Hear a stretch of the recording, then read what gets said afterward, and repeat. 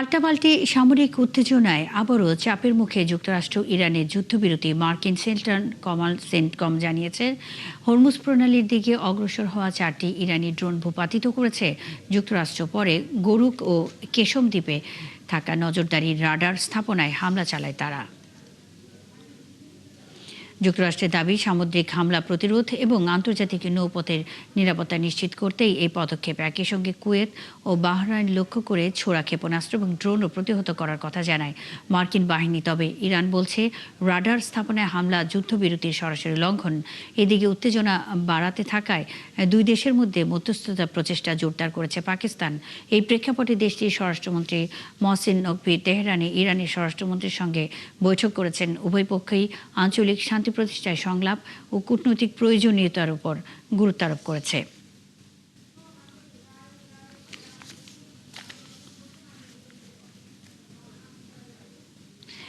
ইরানের নেতারা শক্তিশালী ও অহংকারী হওয়ায় যুদ্ধ বন্ধে চুক্তি হচ্ছে না বলে মন্তব্য করেছেন মার্কিন প্রেসিডেন্ট ডোনাল্ড ট্রাম্প।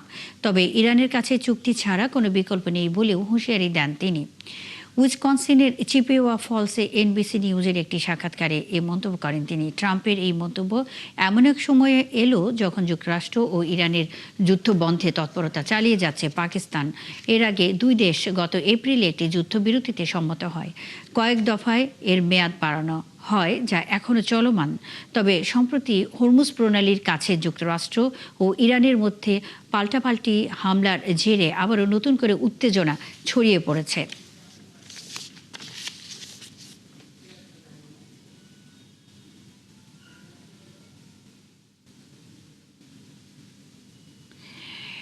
ইরানে মূল্যস্ফীতি এখন ভয়াবহ রূপ নিয়েছে। রাজধানী তেহরানের বাজারগুলোতে প্রতিদিনই বাড়ছে নিত্যপণ্যের দাম। খাদ্যপণ্য থেকে শুরু করে জ্বালানি সবকিছুর মূল্য বৃদ্ধিতে চরম সংকটে পড়েছে সাধারণ মানুষ। কেন্দ্রীয় ব্যাংকের তথ্য বলছে, দেশটিতে বার্ষিক মূল্যস্ফীতির হার পৌঁছেছে 77.2%, যা দ্বিতীয় বিশ্বযুদ্ধের পর সর্বোচ্চ। আরও জানাচ্ছেন নাহিদা রিন্থি। তেহরানের জনপ্রিয় বাস্তান বাজারে এখন আর নেই আগের সেই কোলাহল। ক্রেতারা দোকানে ঘুরে ঘুরে শুধু পণ্যের দাম দেখছেন, কিন্তু কিনতে পারছেন না অনেকেই। এক বছর আগে যে চালের দাম ছিল প্রায় 18 লাখ রিয়াল, এখন তা বেড়ে 50 লাখ রিয়াল ছাড়িয়েছে। একইভাবে রান্নার তেলের দামও বেড়েছে কয়েক গুণ। বেশিরভাগ নাগরিকের অভিযোগ, বর্তমান পরিস্থিতিতে পরিবারের 1/3 খরচও মেটানো সম্ভব হচ্ছে না তাদের পক্ষে। মূল্যবৃদ্ধির সঙ্গে তাল মেলাতে সপ্তাহে একবারের বদলে এখন 3 বার বাজারে যেতে হচ্ছে অনেকের। গরুর মাংস এখন বেশিরভাগ পরিবারের কাছে বিলাসিতা, আর মুরগির মাংস নিয়মিত খাবারের তালিকা থেকে প্রায় হারিয়ে গেছে। অন্যদিকে ব্যবসায়ীরাও পড়েছেন বিপাকে। তেহরানের দক্ষিণাঞ্চলের পাইকারি বাজারের মুদি ব্যবসায়ীরা জানান, মানুষের ক্রয় ক্ষমতা কমে যাওয়ায় বিক্রি ভয়াবহভাবে কমেছে। গত 4 মাসে অনেক পণ্যের দাম দ্বিগুণ হলে ক্রেতা পাওয়া যাচ্ছে না। ইরানের কেন্দ্রীয় ব্যাংকের সবশেষ প্রতিবেদনে দেখা গেছে, এপ্রিলের শেষ থেকে মে মাসের মাঝামাঝি সময়ে দেশটির বার্ষিক মূল্যস্ফীতি বেড়ে দাঁড়িয়েছে 77.2%, আর পণ্যমূল্যের পয়েন্ট টু পয়েন্ট মূল্যস্ফীতি পৌঁছেছে 113%।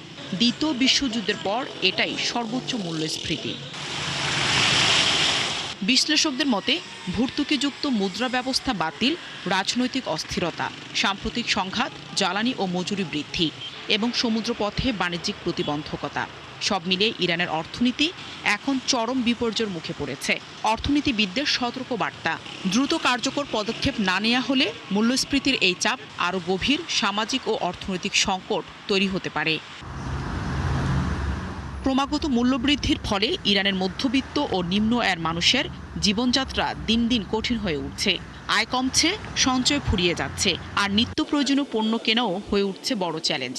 অর্থনীতির এই সংকট থেকে উত্তরণের পথ খুঁজতে এখন সরকারের ওপরই তাকিয়ে দেশটির কোটি মানুষ।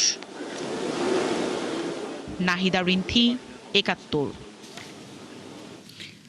দক্ষিণ লেবাননে ইসরায়েলি হামলায় অন্তত 12 জন নিহত হয়েছেন। নিহতদের মধ্যে রয়েছেন লেবাননের সেনাবাহিনীর এক ব্রিগেডিয়ার জেনারেল, এক ক্যাপ্টেন এবং এক সেনা সদস্য।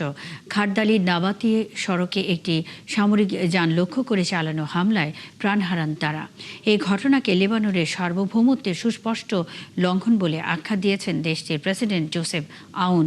প্রধানমন্ত্রী নওয়াব সালাম হামলাকে জঘন্য অপরাধ উল্লেখ করে নিহত সেনা কর্মকর্তাদের পরিবারের প্রতি সমবেদনা জানিয়েছেন। অন্যদিকে ইসরায়েলি সেনাবাহিনী দাবি করেছে হামলাটি একটি সক্রিয় যুদ্ধাঞ্চলে পরিচালিত হয়েছে এবং ঘটনাটি তদন্তনাধীন রয়েছে।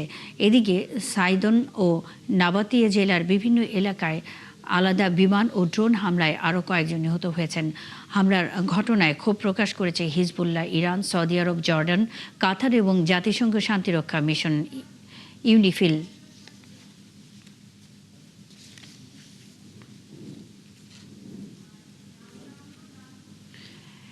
ফিলিস্তিনের গাজার একটি আশ্রয়কেন্দ্রে ইসরায়েলি বিমান হামলায় নারী ও শিশুসহ অন্তত ৮ জন নিহত হয়েছেন। এতে আহত হয়েছেন আরও অন্তত ১৫ জন।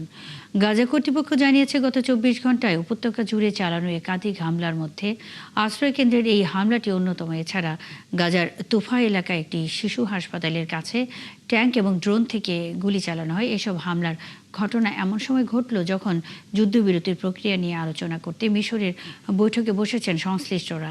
২০২৩ সালে ৭ই অক্টোবর হামাস ও ইসরায়েলের মধ্যে রক্তক্ষয়ী সংঘাত শুরু হওয়ার পর থেকে গত ২.৫ বছরে গাজা উপত্যকার নজিরবিহীন মানবিক বিপর্যয় নেমে এসেছে। এ পর্যন্ত ইসরায়েলি হামলায় গাজায় প্রায় ৭৩,০০০ ফিলিস্তিনি নিহত হয়েছেন, আহত হয়েছেন ২.৫ লাখ মানুষ। মধ্যপ্রাচ্যের সাম্প্রতিক সংঘাতে ইরানের হামলায় শিকার হওয়া উপসাগরীয় দেশ কুয়েতের কাছে প্রায় $2 বিলিয়ন অস্ত্র বিক্রির অনুমোদন দিয়েছে যুক্তরাষ্ট্র।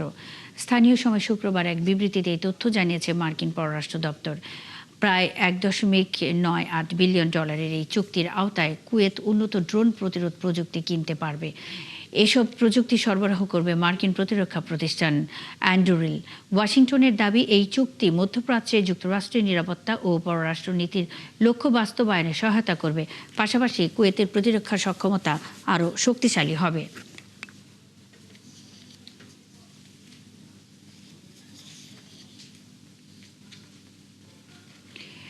ইসরায়েলের গুপ্তচর বৃত্তি সামাল দিতে কাউন্টার ইন্টেলিজেন্স সতর্কতা সর্বোচ্চ পর্যায়ে উন্নীত করেছে মার্কিন প্রতিরক্ষা দপ্তর পেন্টাগন। শুক্রবার এনবিসি নিউজ এক প্রতিবেদনে জানিয়েছে, মার্কিন কর্মকর্তাদের ওপর আক্রমণাত্মক কায়দায় ইসরায়েলি গুপ্তচর বৃত্তির আশঙ্কা থেকেই এই সিদ্ধান্ত নেওয়া হয়েছে। মার্কিন সংবাদ মাধ্যমের প্রতিবেদন অনুযায়ী সাম্প্রতিক সপ্তাহগুলোতে ইসরায়েলের হুমকির মাত্রা ক্রিটিক্যাল বা সর্বোচ্চ সতর্কতার পর্যায়ে উন্নীত করা হয়েছে। বিষয়টি সম্পর্কে অবগত 2 জন বর্তমান এবং 1 জন সাবেক মার্কিন কর্মকর্তার বরাত দিয়ে এ তথ্য জানানো হয়। কর্মকর্তাদের মতে মধ্যপ্রাচ্যের সংঘাত বন্ধে চলমান আলোচনার তথ্য হাতিয়ে নিতে যুক্তরাষ্ট্রের জ্যেষ্ঠ কর্মকর্তাদের উপর নজরদারি চালানোর চেষ্টা করছে ইসরায়েল। এমন উদ্বেগ থেকেই এই পদক্ষেপ নেওয়া হয়েছে। মার্কিন প্রতিরক্ষা গোয়েন্দা সংস্থার মূল্যায়নের সঙ্গে 7 পৃষ্ঠার একটি নথি রয়েছে, যেখানে ইসরায়েলি গুপ্তচর বৃত্তি সংক্রান্ত কয়েকটি নির্দিষ্ট ঘটনা উল্লেখ রয়েছে। মার্কিন প্রেসিডেন্ট ডোনাল্ড ট্রাম্পের জামাতা জ্যারেড কুশনারের বিনিয়োগ প্রতিষ্ঠানের একটি বিলাসবহুল রিসোর্ট প্রকল্প ঘিরে উত্তাল আলবেনিয়ার রাজধানী তিরানা। শনিবার হাজারো বিক্ষোভকারী শহরের প্রধান সড়কে মিছিল করে সরকারের বিরুদ্ধে স্লোগান দেন এবং প্রকল্প বাতিলের দাবি জানান। আলবেনিয়ার উপকূলীয় একটি দ্বীপ এবং সংরক্ষিত ভিয়েসা নার্তা জলাভূমির কাছে €1.4 বিলিয়ন এই প্রকল্প বাস্তবায়নের পরিকল্পনা রয়েছে। বিক্ষোভকারীদের অভিযোগ, প্রকল্পটি দেশের পরিবেশ, জীববৈচিত্র্য এবং জাতীয় সম্পদের জন্য হুমকি। মিছিলে অংশ নেওয়া অনেকেই বন্যার ব্যানার ও জাতীয় পতাকা হাতে সরকারের পদত্যাগ দাবি করেন। পরিবেশবাদীদের আশঙ্কা, প্রকল্প বাস্তবায়ন হলে ফ্লেমিঙ্গো সহ বিভিন্ন বন্যপ্রাণীর আবাসস্থল ক্ষতিগ্রস্ত হবে। বলিভিয়ার পূর্বাঞ্চলীয় সান্তা ক্রুজের সান জুলিয়ান মহাসড়কে 3 সপ্তাহের বেশি সময় ধরে চলা অবরোধ সরাতে যৌথ অভিযান চালিয়েছে পুলিশ ও সেনাবাহিনী।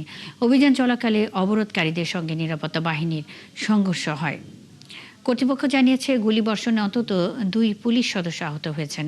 প্রতিরক্ষা মন্ত্রণালয়ের প্রকাশিত ভিডিওতে অবরোধ স্থলের পাশ থেকে কয়েকজনকে রাইফেল ছুটতে দেখা গেছে। পরিস্থিতি নিয়ন্ত্রণে টিয়ার গ্যাস ব্যবহার করে মহাসড়ক পরিষ্কার করা হয় এবং আটকে থাকা যানবাহন চলাচল শুরু করে। এদিকে অবরোধকারীদের অভিযোগ, তারা শান্তিপূর্ণ অবস্থানে থাকলেও ভোরে নিরাপত্তা বাহিনী অভিযান চালিয়ে তাদের ভয়ভীতি দেখিয়েছে। জীবনযাত্রার ব্যয় বৃদ্ধি ও সরকারি নীতির প্রতিবাদে দেশ জুড়ে চলমান বিক্ষোভের অংশ হিসেবেই এই অবরোধ কর্মসূচি চলছে।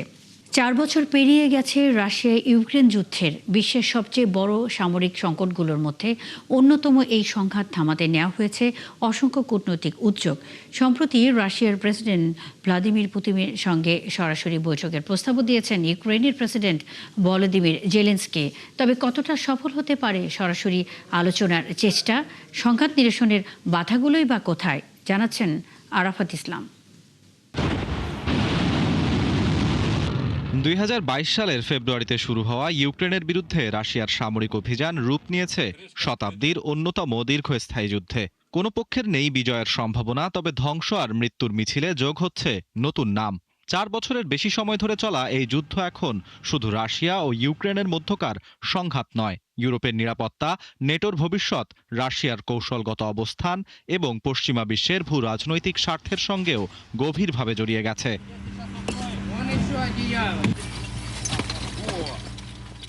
মস্কো রেড স্কোয়ারে বিজয় দিবসের কুচকাওয়াজে অংশ নেয় ইউক্রেন যুদ্ধফেরত রুশ সেনারা।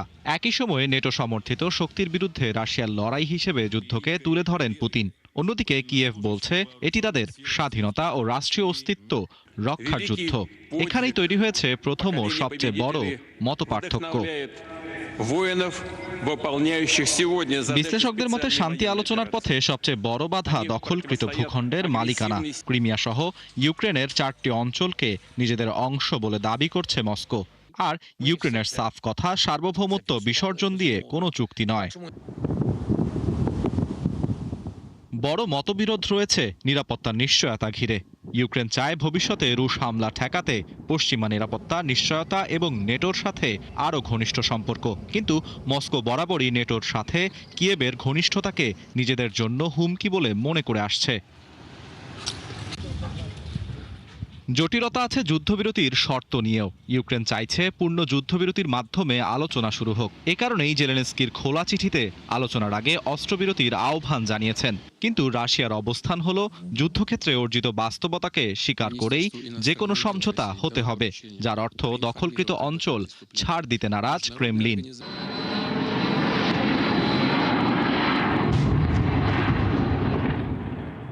তবে যুদ্ধ বন্ধের সম্ভাবনাও পুরোপুরি উড়িয়ে দেওয়া যাচ্ছে না। যদিও আন্তর্জাতিক মধ্যস্থতার যতগুলো উদ্যোগ এ পর্যন্ত নেওয়া হয়েছে তার সবকটি থমকে গেছে দুপক্ষের অনড় অবস্থানে। ফলে রক্তক্ষয়ী এই যুদ্ধ থামার চেয়ে সংঘাত দীর্ঘ সময় ধরে ঝুলে থাকার আশঙ্কাই এখন সবচেয়ে বেশি। আরাফাত ইসলাম, ৭১। এই ছিল এখনকার আয়োজনে। বিশ্বের আরও নতুন কিছু খবর ও বিশ্লেষণ নিয়ে দুপুর 1টায় আবারও হাজির হবে বিশ্বযোগ। সরাসরি সংবাদ অনুষ্ঠান দেখতে চোখ রাখুন ৭১-এর ফেসবুক পেজে এবং সাবস্ক্রাইব করুন ৭১-এর ইউটিউব চ্যানেল। থাকুন ৭১-এর সাথেই।